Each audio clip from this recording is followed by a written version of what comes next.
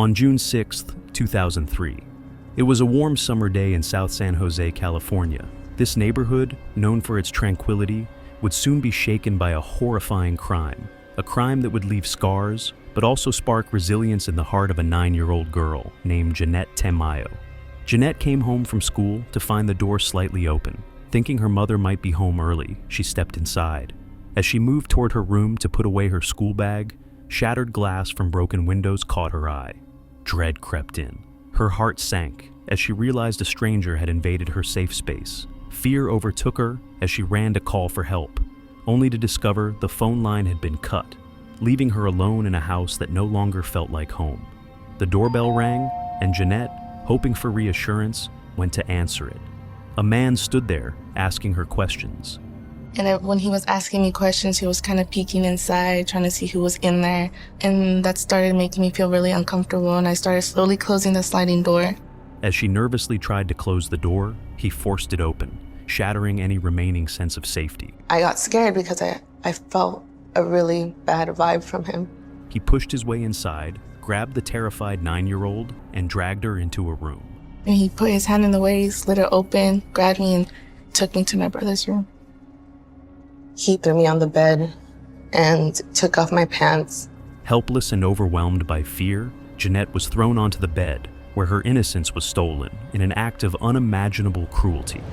After committing the heinous act, the man wasn't satisfied. He bound Jeannette's hands and legs, carried her to his car, and placed her on the back seat. As he opened the garage shutter to leave, headlights suddenly illuminated the driveway. A car approached. It was Jeannette's mother, Rosalina, with her 15-year-old son, Paul. My brother crawled under the garage. When it opened a few inches, the first thing I told him was to run. Seeing his sister in danger, Paul yelled for his mother to stay back and ran toward the man, determined to protect Jeannette. A struggle ensued, but Paul was no match for the intruder's strength. The man landed brutal punches on Paul's face, drawing blood, and dragged him into the house where Rosalina stood frozen with fear. Paul, despite his injuries, grabbed a frying pan in a desperate attempt to defend his mother, but the man overpowered him. He snatched the pen away and mercilessly struck Rosalina, landing blow after blow. Helplessness and anguish filled the room as the family fought to survive the nightmare unfolding before them. The man, blood-streaked and enraged, stormed out of the house and ran toward his car. Jeannette, bound and terrified in the back seat, caught a glimpse of his bloodied face and felt a wave of despair. She feared the worst, that her mother and brother were no longer alive. I remember hearing my mom screaming, and it went quiet. I couldn't hear much after that. And I see the man rush back into the garage and into the car. And when I seen blood on his face, I was like, "Did you kill them?" And he just started laughing, and I just started to cry. I was like, I didn't know if he had killed them. I didn't know, if they were there anymore, if he had killed them. And I was just thinking with the blood on his face that they were gone. My family was gone. But as the car started to move, Jeannette instinctively turned her head. Through her tears, she saw a sight that filled her with both pain and hope. Her mother and brother, battered and painted with blood, were running desperately toward the car. After witnessing the horrific condition of Paul and Rosalina, concerned neighbors immediately called the police. Rosalina, despite her injuries and weakening state, began recounting every detail she could to help save her daughter. Her voice trembled with desperation, but her determination never wavered. As her condition deteriorated, the paramedics insisted she be taken to the hospital. You're a mother. I don't care what happened to you, you thinking and your kids, but I can do anything. I can do anything. I don't protect my kids. Though reluctant to leave, Rosalina was finally rushed away, her heart breaking at the thought of Jeannette still in danger. Every moment felt like an eternity as the fight to bring Jeannette home began. Detective Heather Randol, leading the investigation, arrived at the crime scene and was confronted with the blood-soaked garage and house. One of the first things that I did notice in the garage was a lot of blood. I knew at that point this was a very violent crime. You start thinking, are we going to bring her home alive? The sight filled her with dread as she feared for Jeannette's life and well-being. After ensuring Paul and Rosalina were admitted to the hospital, the police faced a daunting challenge. There was little evidence to follow. They reviewed the nearby CCTV footage. but the grainy, low-quality images provided no clear details. The car's license plate was unreadable, and the man's face remained obscured, leaving investigators struggling to piece together vital clues in their race against time to find Jeannette.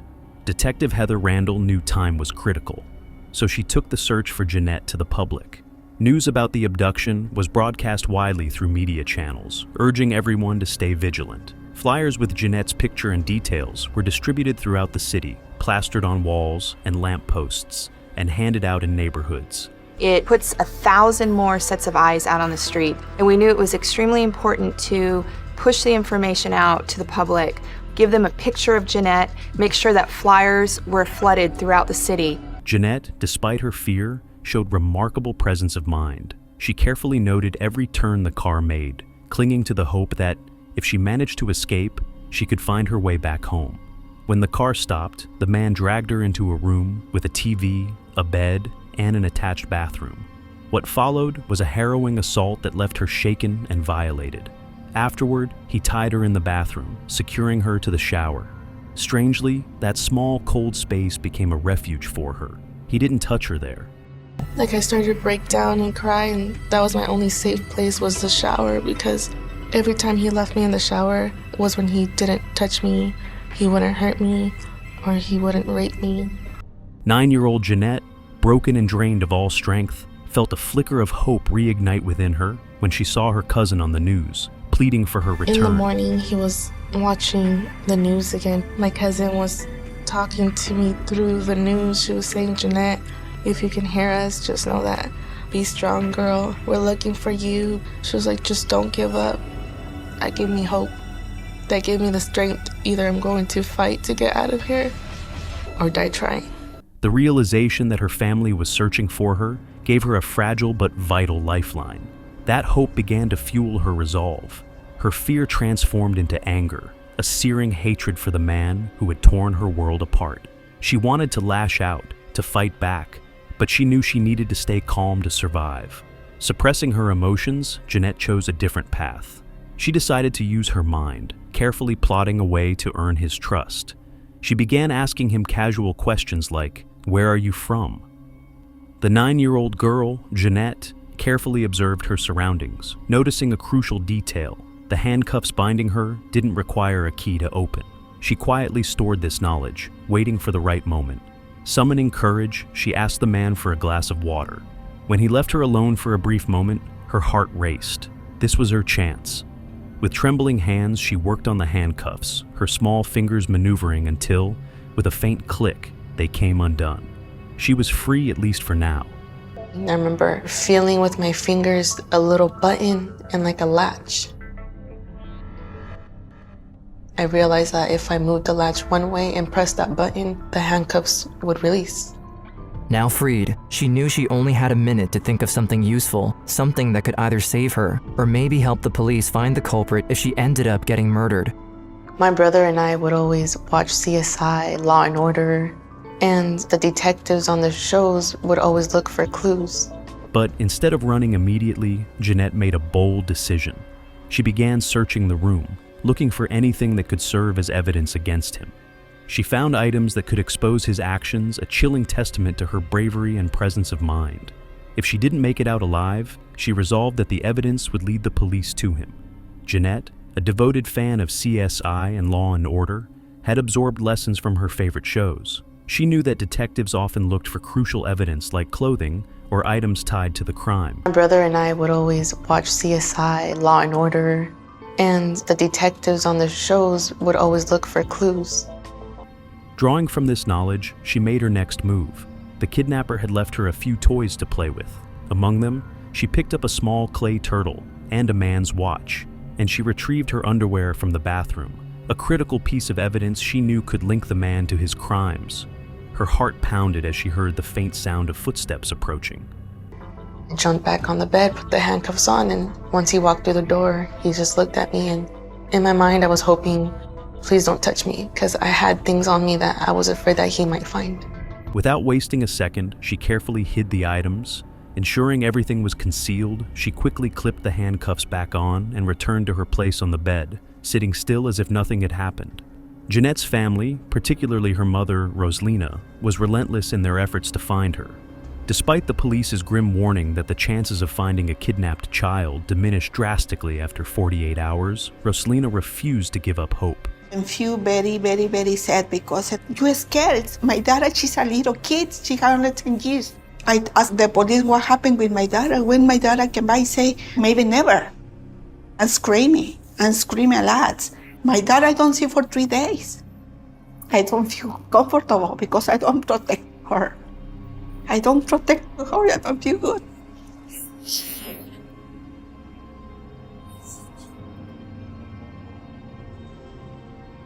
Meanwhile, those 3 days felt like an eternity for Jeannette. She endured unspeakable trauma at the hands of her captor, but her resolve to survive and bring him to justice only grew stronger. Her strategy of earning his trust began to show results. On the 3rd day, the man did something he hadn't done before. He asked her if she was feeling hungry. Seizing the opportunity, Jeannette nodded and said yes. The man handed her his phone, telling her to order a pizza. The name of the pizza place was Little Caesars. As he placed the order, Jeanette's sharp memory locked onto the critical details. His phone number and address spoken aloud during the call. My befriending was working. He asked me, "Are you hungry?" And I looked at him and I said, "Yeah." He gave me his cell phone. He had a cell phone with him. And he made me call for pizza. He gave me the phone number of the cell phone that he had. And I gave it to the man. The man on the other side of the phone said, "Can I get your address?" He told me the address. When the pizza arrived, the delivery man handed it over with a friendly smile. Along with the pizza, he handed the kidnapper a flyer, a missing person notice with Jeanette's picture. The moment the kidnapper saw it, his demeanor shifted. Panic and anger flashed across his face. He stormed into the room where Jeannette sat, and he snarled, "I'll have to get rid of you today." Jeanette's heart pounded, but she didn't let fear paralyze her. She remained calm, calculating her next move. As soon as he stepped out of the room, she acted swiftly, gathering the evidence she had been hiding, the underwear, and anything else that could incriminate him. She carefully placed it all inside the pizza box. She slid the box back under the bed, ensuring it was well hidden. When the kidnapper returned to the room, a chilling determination was in his eyes. He grabbed a pillow and pressed it over Jeanette's face, attempting to smother her. Panic surged through her tiny body, but Jeannette instinctively fought back, twisting her head to the side, gasping for air. He pulled the pillow away, leaving her gasping and terrified. The kidnapper's demeanor shifted again. "Do you want to take a shower?" he asked, his voice unnervingly calm. Jeannette nodded, suppressing her fear. Afterward, the man led her to his car. As he drove, Jeannette began to panic. She screamed, her instincts crying out for help, but her efforts only made him angrier. She quickly calmed herself, holding on to hope and focusing on the route. Like before, she tried to memorize every turn, every landmark, and every sign along the way, even though it was harder this time. After 30 minutes, the car stopped in the parking lot of a liquor store. The man yanked her out by her hair and threw her onto the pavement. "I'm letting you go," he said, his voice cold and menacing. "But if you tell anyone who I am or what I did to you, I'll come back and kill you and your family." The car had stopped, and as soon as he stopped the car, he grabbed me by my hair. And I looked around, I was like, "Where are we?" And he was like, "I'm letting you go." And when he grabbed me by the back of my head, by my hair, he pulled me towards him. He was like, "If you ever tell anybody what I did or who I am or anything about me, I will come back for you and I will kill your family and I will kill you too." Jeannette felt a surge of relief and happiness. She was alive and finally free. Without wasting a moment, she ran into the nearby liquor store, where the cashier named Isa Yassin instantly recognized her from the missing child flyers, and he quickly called the police, ensuring no time was lost. She said, "Let me use the phone." I said, "Okay, here's the phone." When she started dialing the phone, she was panicking, scared. She didn't know how to dial the number. When the police arrived, Jeannette remained composed despite her trauma. She informed them that she had evidence hidden in her pocket. I walked up to her and I said, "Hello, Jeannette. My name's Heather, and I'm here to help you." And before I really said anything else, she let me know that she had some evidence in her pocket. She pulled out the clay turtle from her pocket and the kidnapper watch. She also told them about the pizza box under the bed in the kidnapper's house. She also handed them a detailed sketch of the house, carefully drawn from memory, along with the exact address and phone number she had overheard while he ordered pizza. The officers were stunned by the intelligence and resilience of the 9-year-old girl. Jeannette also offered to guide them to the house, confidently stating that she remembered the route. I asked her, do you think you can find his house? She said, I think I can. And she said that she could direct us by saying right or left, right or left.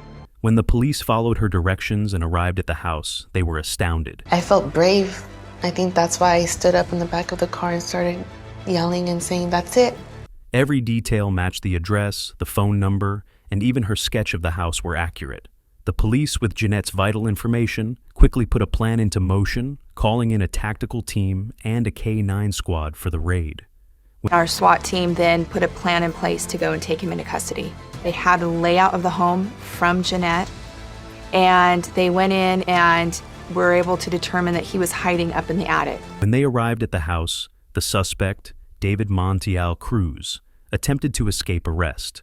In a last-ditch effort to escape, he threatened the officers inside the house, but the police were prepared. They unleashed the K-9 dogs, who swiftly restrained him, causing multiple injuries to his arms as he struggled.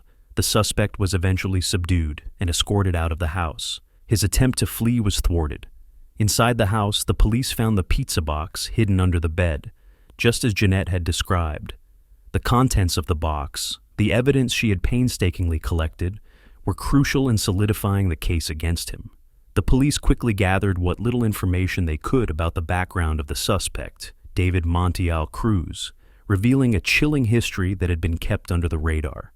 Police say they know little about the background of the suspect. He was arrested at this house early yesterday morning. The district attorney's office filed 9 felony charges against Alvarez, including sexual assault, burglary, forcible lewd acts, rape, battery, and a special circumstance. Despite his attempts to escape capture, the evidence collected from the house, combined with Jeannette's brave testimony, led to a swift legal response. The district attorney's office filed 9 felony charges against Cruz, which included burglary, sexual assault, rape, forcible lewd acts, and a special circumstance charge, adding a significant weight to his case. After Cruz's arrest, Jeannette was rushed to the ER by her mother, Roslina, as she had been injured and needed immediate medical attention. Roslina and Paul, a supportive family member, followed the ambulance, anxiously waiting to be reunited with Jeannette once she was stabilized. I remember them taking me to the hospital, running tests on me. I remember opening the door and seeing my mom. And her face was so bad. Like, she didn't even look like my mom. I think she touched my mom's face. She said, "You're hurt." You know, she was so brave. She didn't care about herself. She was worried about us. You're everything to me, you and Paul were. Yeah, very happy because I met my dad. For example, it's when she born, second time for me. The following year was incredibly difficult for Jeannette as she struggled with her trauma. She isolated herself, afraid of the outside world and particularly fearful of men, carrying the weight of the past on her shoulders. However, after 6 years of therapy, something within Jeannette clicked. She decided it was time to face her fears and take action. 12 years later, she was reunited with Heather Randol, the detective who had played a pivotal role in her rescue. This emotional reunion was featured on television, and it symbolized the closure Jeannette had worked so hard to achieve. I never really got the chance to come back and tell you guys thank you for everything that you did. I really appreciate it. You were strong, you're smart. What happened was you were amazing. You were brave, and that's why you're here today. Despite the challenges, Jeannette didn't let her trauma control her future. She pursued her education, focusing on law enforcement, and set her sights on becoming a detective. Her goal was to help her community, just as Heather had helped her, ensuring that no one else would have to endure the same horrors she had faced. David Montiel Cruz's reign of terror ended, and he was sentenced to life in prison. But Jeannette's story became a testament to the resilience of the human spirit in her journey from victim to advocate, from survivor to protector. Everybody has a story, and no matter what life throws at us, no matter what obstacles, we're all fighters. And we all have the ability to keep going. I turned my fear into courage. I got my family back.